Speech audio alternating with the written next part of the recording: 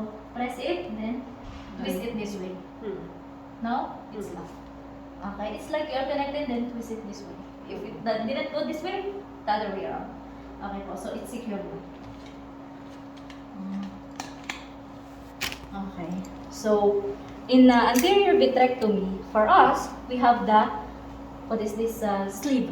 We have the sleeve. Do you have sleeve as well, ate? Sleeve for handpiece only.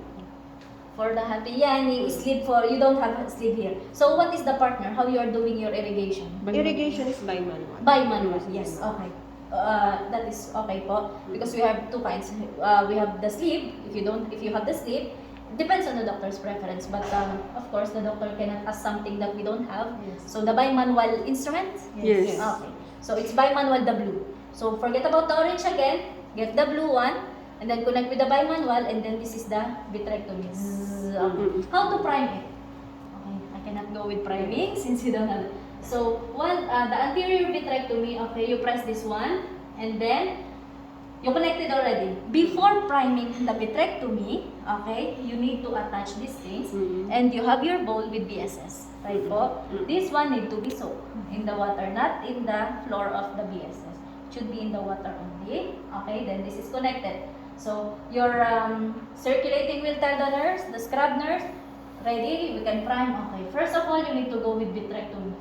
Forget about these things. If the doctor say, okay, I need vitrectomy, suddenly, that is a complication already. So, anterior vitrectomy, it will come this way. How you will prime? There are some notes here. Okay, prime cutter.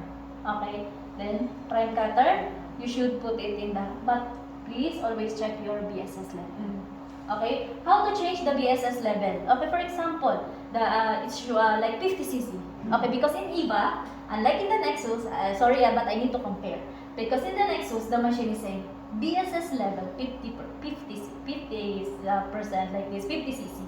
So at least there are some guide that will tell us. But for the EVA, one should monitor. Okay, so if you know that it's 50 and the 50 or 100 ml, and you know that this case will take more time, you need to change it. How to change it? If you are using the gravity mode, you need to go with the battle height, press the battle height, make it 50, so the pole will go down.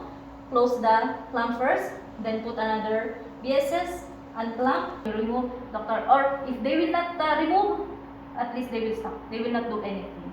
Because opening something, it might cause air or something, might cause the pressure in the eye. Okay po. And for the BGPC, same thing. The BGPC, we are clear with that po. For the gravity, the BSS should be in the second pole. For the gravity, should be in For the BGPC, sorry, in the first pole. And then, same thing, how to change, you need to clamp, we have the clamp, the roller clamps. So always close it before changing. Okay.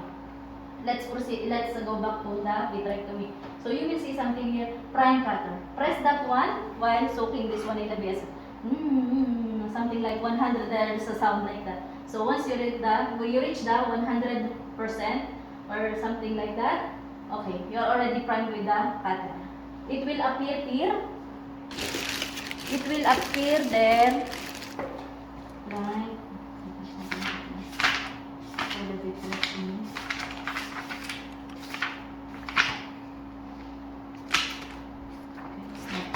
So for the vitrectomy, it will appear here, the cutting rate.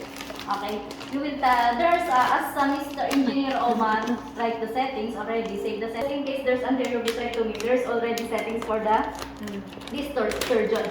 So doctor, you will tell the doctor, the cutting rate is start, because there's start and end, as you can see. Start 600 and to 1,200. Okay, can you make it both 8,000 and 8,000 start? Okay, doctor. Battle height, doctor, like this. And then our vacuum doctor is 50 like this. So you need to inform each parameters to the surgeon because they might change. But you, as a nurse, you have no right to change anything without his request. Okay, because this is already his setting. Okay, unless you, and this is the common changes that they might ask. Okay, so this is for the anterior vitrectomy, like that. And for the anterior vitrectomy, do you have 3-piece IOL, ate? Yes. Okay, what is the one? We have Oh, same. The PS, 6 PNAS, like that. Okay. Okay. So that is along with the anterior vitrectomy. So you're the one assisting the preparing the lens or the Yes, doctor? doctor, we will just open the lens for him, and he's the one. But do you have the idea how to use it? the 3 days? The treatment. Yes, we will just offer it to him, and then he is the one who put the visco and everything. Okay po. So this is the anterior vitrectomy. Okay? So whenever the doctor is doing the anterior vitrectomy, this is by manual, he might ask you for the Wixen. Because he want to check some doctors, they will check first. Once they stop, that's the time you need to prepare na. That is why these things should always be standby. Anterior vitrectomy. Unlike the KPD, you will prepare everything. Yes. But this one, this is the complication that is expected. So we need to have this blue color, this one, okay, and your bimanual, okay.